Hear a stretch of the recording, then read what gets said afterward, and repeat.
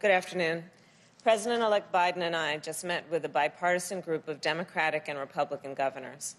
We talked about what we need to do to make free testing available for everyone, to make a free vaccine available for everyone, and to get this pandemic under control. Governors are elected by their states to take action in moments of crisis. They're the ones who go to the places and talk to the people who are hardest hit. And during this pandemic, they have been called on to make very difficult decisions about the health and safety of the people they represent, about opening schools, and about opening our economy responsibly. I have served in both state and local government, so I understand the critical role our governors play. And they will have partners in the White House starting on January 20th. Because as Governor Herbert said in our meeting, when the states are successful, the country is successful. So our message to our governors and to all of our nation's state and local leaders is simple. President-elect Biden and I will make sure you have the resources and support you need to save lives and help get our economy back on track. And we will also make sure that our federal, state, local, and tribal authorities are working closely together so we can tackle these challenges as effectively as possible. Because when it comes to this pandemic and the economic recovery, we are not Democrats or Republicans. We are Americans, and we will be there for one another. That's the kind of leadership the American people need and deserve, and it's the kind of leadership President-elect Biden and I will provide, and it is now my great honor to introduce President-elect Joe Biden.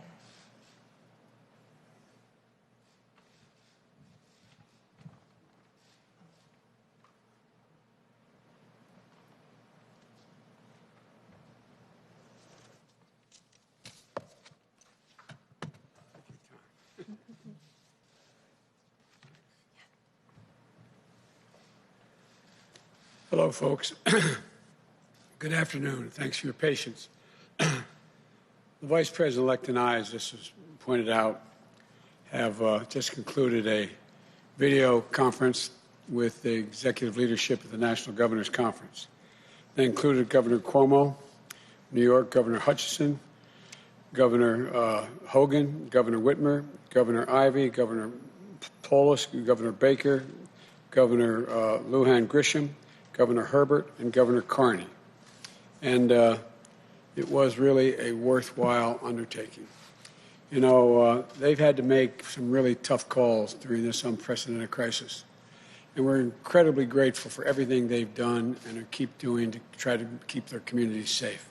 Unfortunately, because of the lack of discernment, as they say, that's a fancy word these days, but until the head of the GSA says that we, in fact, our team, this transition team, our team, the senator and I, have, in fact, are the likely winners. And until she does that, we don't have access to all the information that we need to get from all the various agencies. We're not able to deal with everything from testing to guidance to the all-important issue of vaccine distribution, and even more importantly, vaccination plan to actually get vaccinations. We haven't been able to get into Operation Warp Speed, but we will take what we've learned today and build it into our planning. The country is still in a crisis, and there's a dark winter still ahead. Yesterday, America reached another tragic milestone, 250,000 deaths. 250,000 people died due to COVID-19. And there are empty chairs and dining room tables were filled just days and weeks ago with loved ones, family, friends who laughed and talked together. To those families and friends that are left behind, Jill and I send our love and our prayers. We know, like many of you do, how tough it is to find purpose in the memory of a loved one you've just lost. It'll take time, but you'll find it. You'll find it. And you'll find your purpose as we're going to find our purpose for our nation as a nation now. I promise you that.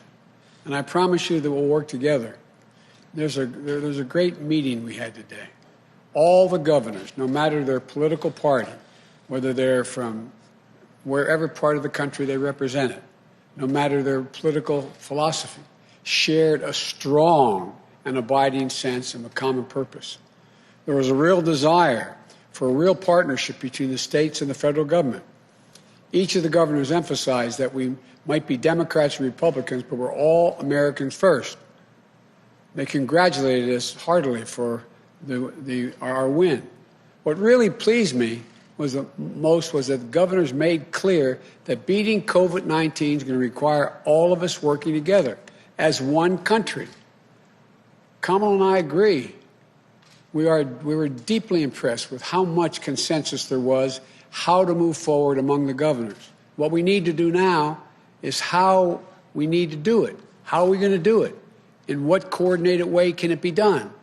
We discussed a number of critical ways we can work together and unify around a national approach to controlling COVID-19. First, delivering economic relief to the cities, states, and tribal communities. The lost revenue from COVID and the cost of COVID recovery is devastating to state and local budgets. As governors, as all of them indicated, we've got to come together. The federal government has to deliver this relief sooner rather than later, and with flexibility for the states to meet their needs. This includes helping businesses, schools, working families. From unemployment benefits to early education, continued access to affordable health care, all of that's needed during this pandemic.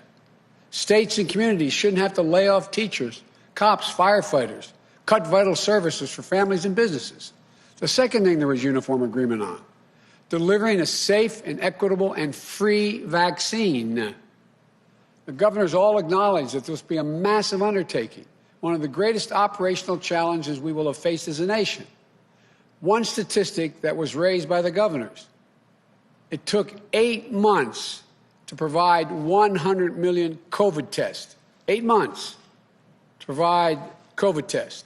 Just imagine how much more difficult it will be, they pointed out, if we don't find a more efficient and effective way to provide 330 million vaccinations. Put it in perspective. They made the point, we can't wait. That's what the governors are raising. In the meeting, we discussed the challenges that lie ahead in distributing and administering the vaccine. The governors talked about how getting doses of vaccine distributed is just one step. We have to actually get vaccinations into the arms of 330 million Americans. That takes enormous resources, people, product. We discussed the difficulty of that task. It's going to take time. It's going to take coordination. It's going to take the federal government and state governments working hand in glove, working together.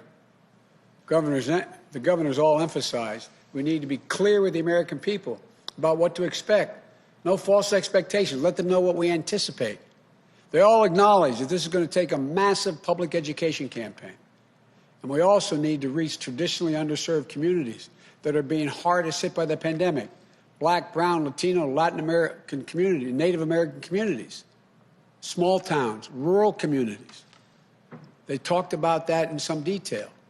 Thirdly, we discussed the need to help states with Title 32 funding for the National Guard. That's a fancy way of saying governors need to be able to get funding when they need to bring their National Guard into play.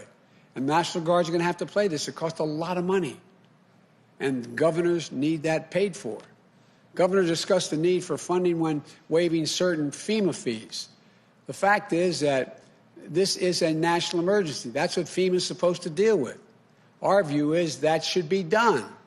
When it comes to deploying the National Guard or COVID or real relief, that should be paid for. You know, that's something Kamala and I will be very focused on. And fourthly, we discussed the implementation of a national mask mandate. 10 governors, Democrat and Republican, have imposed masking requirements and recognize the need for universal masking, north, south, east, and west. It's not a political statement. It's a patriotic duty. And fifth, we discussed making testing more available and accessible. Anyone who wants a test should be able to get one, period. And finally, while we focused on the immediate needs to control the virus, the governors also raised and talked about how much we have to build back better, especially on infrastructure and education, and so much more. This was not a one-off meeting. I committed, we committed, we agreed that we'll continue to work and meet with the governors on a regular basis, continue to seek their input, and that our COVID teams will follow up and coordinate on the issues coming out of that call, because some of them have very competent people on their COVID teams in their states. The bottom line, we can do this. There's nothing beyond our capacity, but we have to come together as a country. What this meeting, along with others we've had, reinforces, in my view, is the unity the country is looking for. They're looking for us to come together and deal with problems, most of which have no ideological basis for disagreement. That's what we have to do. That's what the governors talked about. It really was pleasing to hear them. I want to thank you all, and may God bless you all and those who lost someone. You're in our prayers. May God protect our troops. I'm happy to take a few questions, and my boss is going to tell me who that is.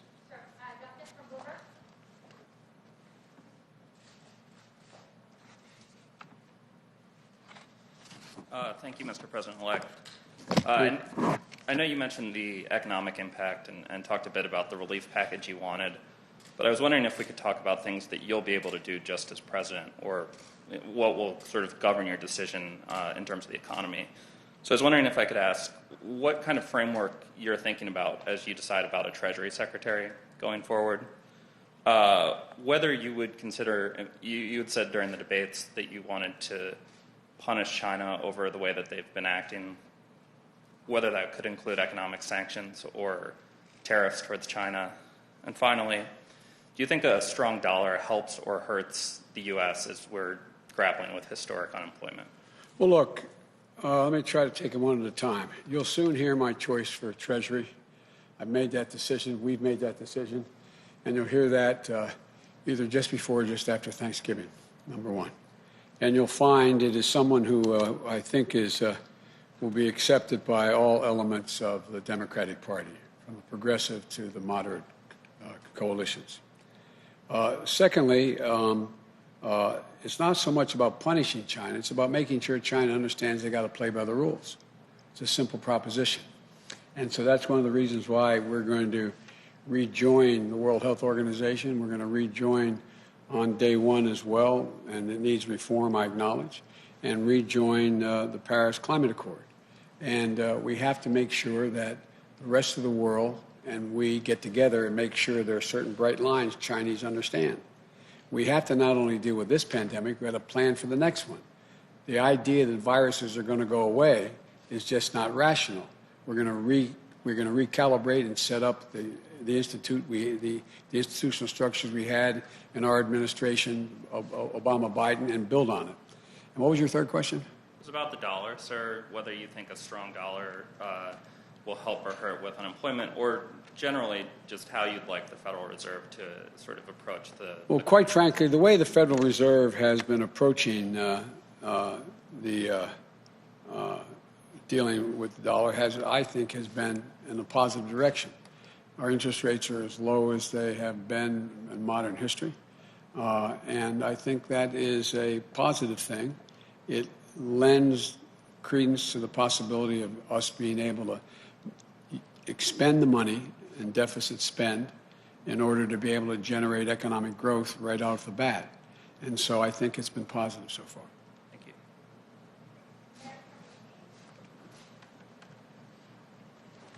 Thank you, Mr. President-elect. You have said that if this transition doesn't get going, especially coordination on vaccine distribution, that lives will be lost. How many lives do you think are at risk here if this transition remains stalled? Well, look, you've heard the projections. The projections are that if nothing fundamentally changes between now and beginning of February, we're likely to lose up to total of 400,000 lives, another 150,000 lives. And so it's real. Whether it's that, it gets to 360, whatever it is, it's real. And there is no excuse not to share the data and let us begin to plan. Because on day one, it's going to take us time. If we don't have access to all this data, it's going to put us behind the 8 ball by a matter of a month or more. And that's lives. How many would be lost as a consequence of that? I can't tell you. But the purpose here is to get, we talked a lot about with the governors about what the immediate needs are. We're going to employ the Defense Reconstructive Act to be able to go out there and dictate companies build and do following things. We need much more testing. We need much more masking. We need gloves. I asked them each to go, and I asked the National Governors Association through the Governor Cuomo and the ones on the line to let us know what their shortages are, what they anticipate. Because we're going to move on day one. That should be moved on now. But if it waits, it takes a long time to get this thing going. And when you take a step back and you look at the way the president is handling this, his refusal to concede, what do you think is really going on here? In your view, Mr. President-elect, what do you think the president is doing? What are Americans witnessing here? Let me choose my words here. I think they're witnessing incredible irresponsibility, incredibly damaging messages being sent to the rest of the world about how democracy functions. And I think it is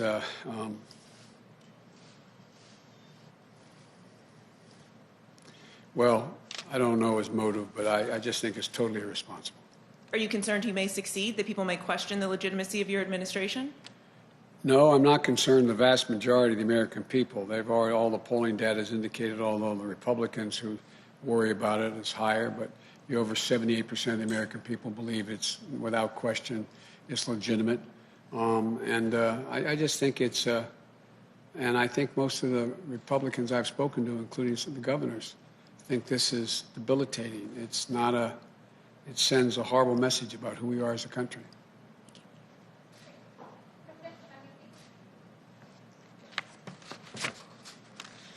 Thank you, Mr. President-elect. Thank you, Vice President-elect Harris. Appreciate it. Nice to see you as well. Yes, appreciate it. You have said that lives could be lost if you don't start getting briefings from the Trump administration. And now here we are, more than 250,000 lives could be lost. Given that, how do you justify not taking legal action to get the briefings that you say are critical, that you say you need? It would take a lot of time. It would take time. It's not going to speed it up considerably, in my view. And in the meantime, I am hopeful that I'm going to be able to get cooperation from our Republican colleagues in the Senate and the House, as well as the governors, to build a consensus as to how we proceed when we do. But why not use every tool in your toolbox to get the information that you say you need to do your job and to do it effectively on day one? I'm making a judgment based on many years of experience in how to get things done with the opposition. Do you think you would win? My judgment is that we'll get further along by actually working with our Republican colleagues now, and because the time in which we would win would not materially change necessarily. But it's still an open question. It's an open question. It could change. So you haven't ruled it out? You haven't ruled out legal action against the Trump administration, against the GSA? We haven't ruled it out. Okay. And given the death toll now, more than 250,000 Americans who have now lost their lives, you have said that you would support a nationwide shutdown if scientists recommended it. You've spoken to scientists now. Everybody asks that question every single time I stand here. It was a hypothetical question. The answer was I would follow the science. I am not going to shut down the economy, period. I'm going to shut down the virus. That's what I'm going to shut down. So that's ruled out. I'll say it again. No national shutdown. No national shutdown. Because every region, every area, every community can be different. And so there's no circumstance which I can see would require a total national shutdown. I think that would be counterproductive. But there are constraints in which the degree to which businesses can be open. For example, it's one thing to say that you can have in a state that is there, where their infection rate is not as high, you can have a gymnasium open. It's another thing to say it can only be open 4 hours a day with X number of people. The church I go to, my Catholic church, they don't allow more than 40% of the people to come into the church. Those are rational decisions. It's not shutting down everything. It's calibrating based on what the threat is. Thank you, Mr. Thank you. President-elect.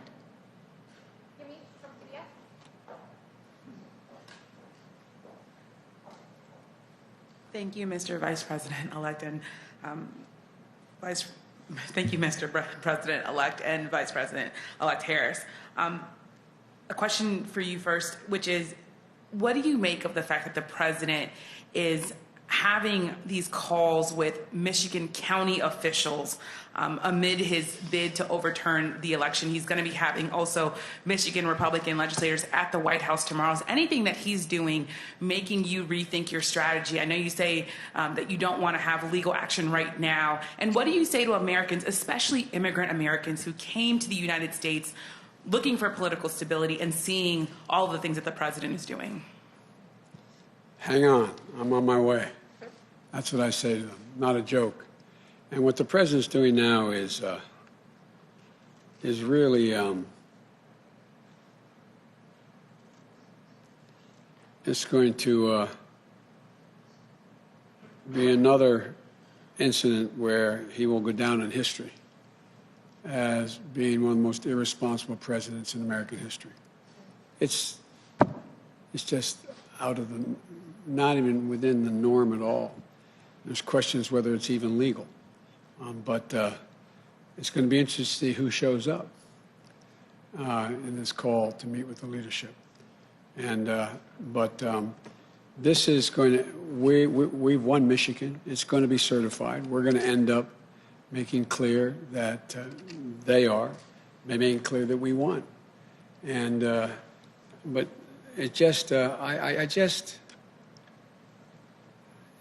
it's hard to fathom how this man thinks. And it's hard to fathom. I'm confident he knows he hasn't won and is not going to be able to win, and we're going to be sworn in on January 20th. And I just, but far from me to question his motive. It's just outrageous what he's doing. But as he ups the things that he's doing, calling officials, is it making you rethink your strategy at all? Is there anything that he would be doing that would make you say, okay, we really have to go to court now? Or are you still watching what he's doing and saying we can still kind of wait and see what happens?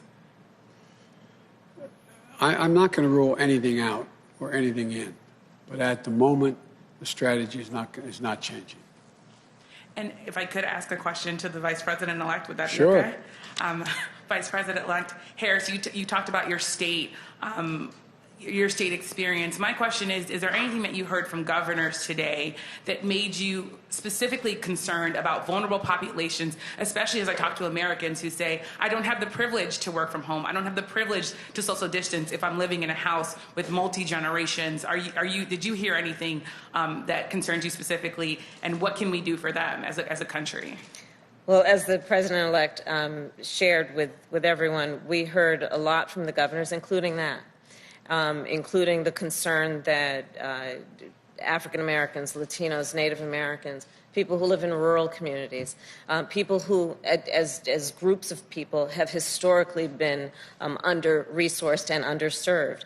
And so there was consensus among the governors, bipartisan consensus, that our federal strategy should reflect those concerns in a way that we support the states with the resources they'll need to get to the folks who have been often overlooked or ignored. And the President-elect, I think, has made it very clear that it's one of our highest priorities to support that. As you may know, in the Senate, I actually led what we called a Racial Disparities Task Force. And that approach is something that we will be incorporating in our administration to ensure that all people have equal access to resources, but also taking into account equitable distribution of resources based on need. Thank you, President-elect Biden. Let me add to that. One important thing to understand is there is and we've talked a lot about this, and we talked about it when I was running, seeking the nomination as well. And that is that the idea of the brown, black, Asian American, Native American communities are always the first ones hit the hardest and the last ones who are brought back. We're going to flip that around. It's going to be really important to determine priorities based upon access to the information that's available, access to everything from the vaccine to other opportunities to be able to deal with helping the country, part of the country that hurt the worst. 3 times as many African Americans have died than white Americans died from COVID. So there has to be a prioritization. That's why I'd like to know exactly what this administration has in mind in terms of their Operation Warp Speed and how they plan it. And that's what we talked about with the governors today. They all mentioned the need to focus on the communities that have been left behind, particularly Governor Cuomo. It's one thing if, for example, vaccines are distributed to all the Walgreens of America. No criticism of Walgreens, but there's a lot of those facilities that aren't in rural communities and are not in poor communities, African American, Latino communities. So we've got to make sure there's access for them. Thank you so much. Okay, thank you.